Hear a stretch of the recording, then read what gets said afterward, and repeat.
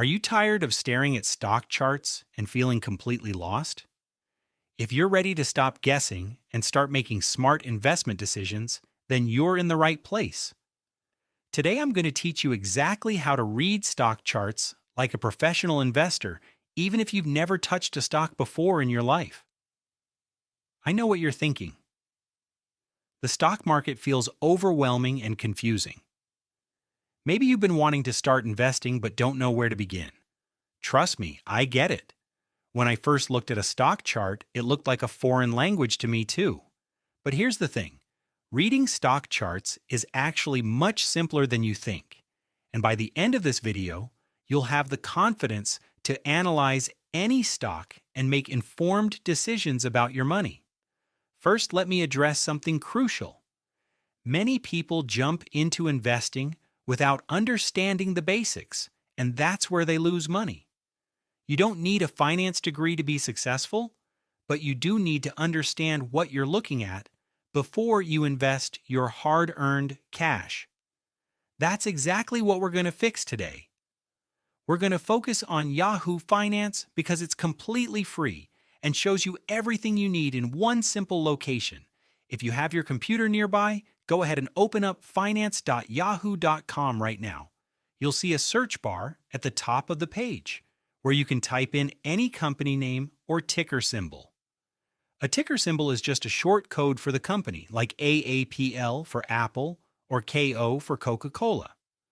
Once you search for a company, click on the correct result and you'll land on their stock profile page.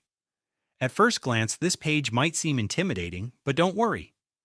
We're going to break it down into 3 simple sections that will make perfect sense. At the very top, you'll see the current stock price and how much it moved today. Right below that is the chart showing the stock's performance over time.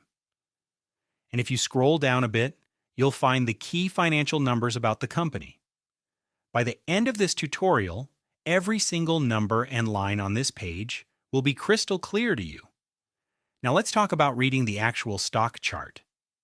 This is where most beginners get confused, but I'm going to make it super simple for you. When you first look at the chart, it usually shows just one day's movement, but we're not day traders, we're long-term investors. So click on the 1-year button, then the 5-year button. These 2 time frames are going to become your best friends. The 1-year chart shows you how the stock performed over the past 12 months. You'll notice the line goes up and down, and that represents the stock price over time. If you hover your mouse over any point on the line, you'll see the exact date and price. Here's what I want you to focus on. Is the price generally moving upward, downward, or just staying flat? This tells you whether the company has been growing, declining, or staying stagnant. Also, look for any major drops or spikes in the chart. Big sudden changes usually mean there was important news or an event that affected the stock price. Don't worry about understanding all the reasons right now, just get in the habit of noticing these movements. The 5-year chart is even more valuable because it gives you the bigger picture. When you're investing for the long term, you want to see companies that show steady upward growth over time, even if there are some dips along the way. A good stock should be able to bounce back from temporary setbacks, which shows the company is resilient and investors have confidence in its future. Let me give you 2 key questions to ask yourself when looking at these charts. First, does the stock show consistent long-term growth over 5 years? If yes, that's usually a sign of a healthy, well-managed company. Second, did the stock recover after any significant drops? This shows resilience and indicates that the company can weather storms and come back stronger. Now let's move to the financial numbers section. Scroll down below the chart and you'll see an area called Summary or Key Statistics. I'm going to teach you 4 essential numbers that will help you decide if a stock is worth your investment. First is market capitalization, or market cap for short. This tells you the total value of the company, basically how big it is.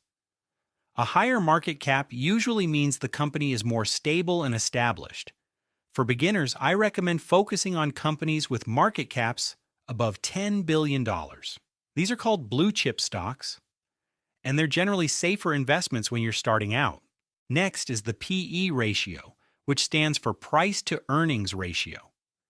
This number tells you how much investors are willing to pay for every dollar the company earns. Think of it like this. If a stock has a PE of 20, investors are paying $20 for every dollar of company earnings. A lower PE typically means the stock might be undervalued or cheap, while a higher PE means investors expect strong future growth. Here's my simple rule of thumb for PE ratios. Below 15 is considered cheap or undervalued. Between 15 and 25 is average. Above 25 means investors expect significant growth in the future. Take a screenshot of these numbers so you can reference them later. The third number to look at is dividend yield.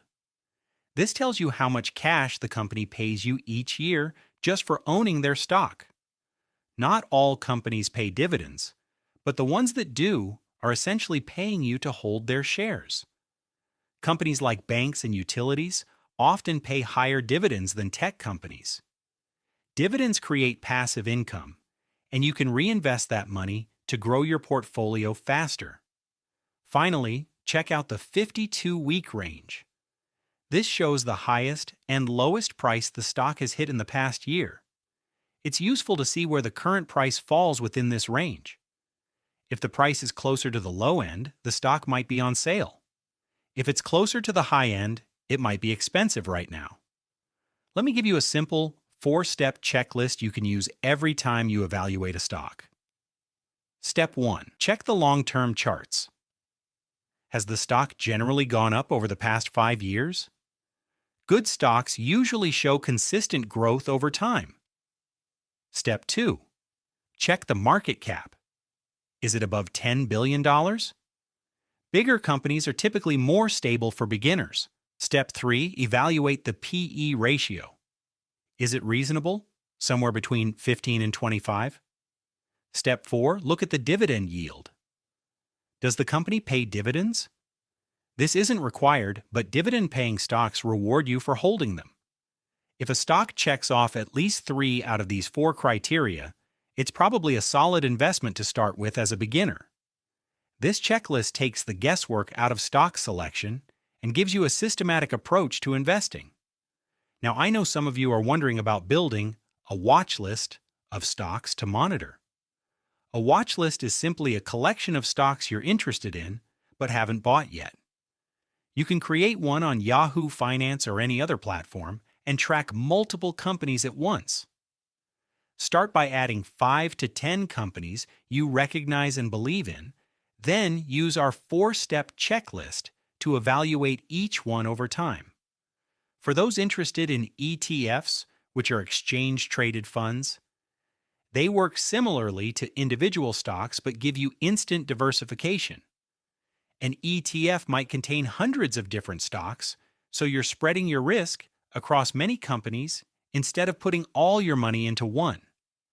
Popular beginner-friendly ETFs track broad market indexes like the S&P 500, which includes the 500 largest U.S. companies. The key to successful investing isn't trying to time the market perfectly or find the next big winner. It's about consistently investing in solid, well-established companies over time and letting compound interest work its magic. Start small, maybe with just $100 or $200, and focus on learning rather than making quick profits. Remember, every professional investor started exactly where you are right now. The difference between successful investors and everyone else isn't luck or secret knowledge. It's taking action and staying consistent. You now have the tools to read stock charts and evaluate companies like a pro. Don't let analysis paralysis stop you from getting started. Pick a company you know and use, apply our checklist, and if it meets your criteria, consider making your first investment. The most important step is always the first one. I want to play a quick game. Go look up your favorite stock and check that P/E ratio number we talked about. Post the stock symbol and its P/E ratio in the comments. Let's see who can find the most undervalued stock. Remember, we are looking for that sweet spot between 15 and 25. I'm curious to see what you guys find. Your journey to financial independence starts with understanding these basics, then building on that knowledge over time. Keep practicing with different stocks, stay curious, and remember that investing is a marathon, not a sprint. With patience and consistency, you'll be amazed at what you can achieve.